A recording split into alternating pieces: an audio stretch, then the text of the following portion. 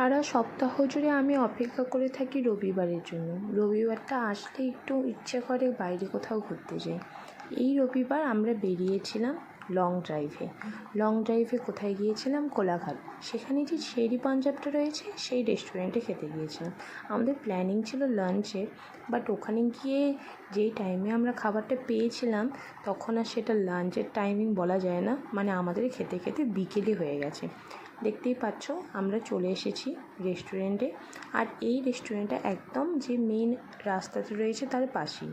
এদের দুটো রেস্টুরেন্ট রয়েছে, একদম রাস্তার পাশে একটা রেস্টুরেন্ট রয়েছে, আর তোমরা যখন ঢুকবে কার যেখানে পার্ক করবে ঠিক তার সেখানে আরেকটা রেস্টুরেন্ট রয়েছে। এত ভিড় ছিল সেদিন, তার জন্য আমরা দুটো রেস্টুরেন্টেই মানে লাইনে দাঁড়িয়েছিলাম। ভেতরেরটাতেও লাইনে দাঁড়িয়েছিলাম, একদম রাস্তার পাশে বাইরে যেটা আছে সেটাতেও লাইনে দাঁড়িয়েছিলাম। তো লাইনে দাঁড়ানোর পর বসে বসে দোল খেতে খেতে আমরা ওয়েট করছি যে কখন আমাদের ডাক আসবে। তো তারপর অ্যাট লাস্ট আমাদের ডাক এসেছে। সেই ভেতরে কার পার্কিং করার মানে যেখানে করা হয় কারগুলো পার্কিং করা হয় সেখানে যে রেস্টুরেন্টটা রয়েছে সেখান থেকে আমাদের ডাক এসেছে। তো আমরা এখন যাচ্ছি সেই রেস্টুরেন্টের দিকে। দুটোর আশেপাশে আমরা এখানে পৌঁছেছিলাম, বাট আমাদের টেবিল পেতে পেতে 3:45 মতো হয়ে গিয়েছিল। তারপর খাবার আসতে আসতে আরও লেট, মানে ভেবেই নাও কতটা সময় লাগবে।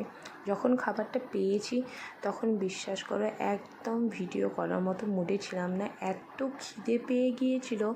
আর ওদের খাবারগুলো টেস্টটা যা অসাধারণ ছিল সেটা বলে বোঝাতে পারবো না। খাওয়া দাওয়া হয়ে গেছে, আমরা এবার বেরিয়ে পড়েছি। আমাদের আবার এতটা পথ ড্রাইভ করে আসতে হবে, তাই আমরা একটু তাড়াতাড়ি বেরিয়ে গেছি। এই দেখতে পাচ্ছ গাড়ি পার্কিং করার জায়গায় এসে আমি ভিডিও করছি।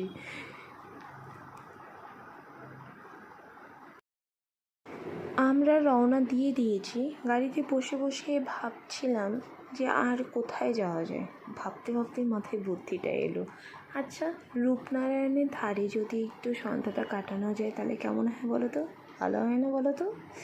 যেমন ভাবনা তেমনি কাজ। বেরিয়ে পড়েছি, এবার আমরা যাচ্ছি রূপনারায়ণ নদীর ধারে। এক একজনের ভালো লাগাগুলো এক এক রকম।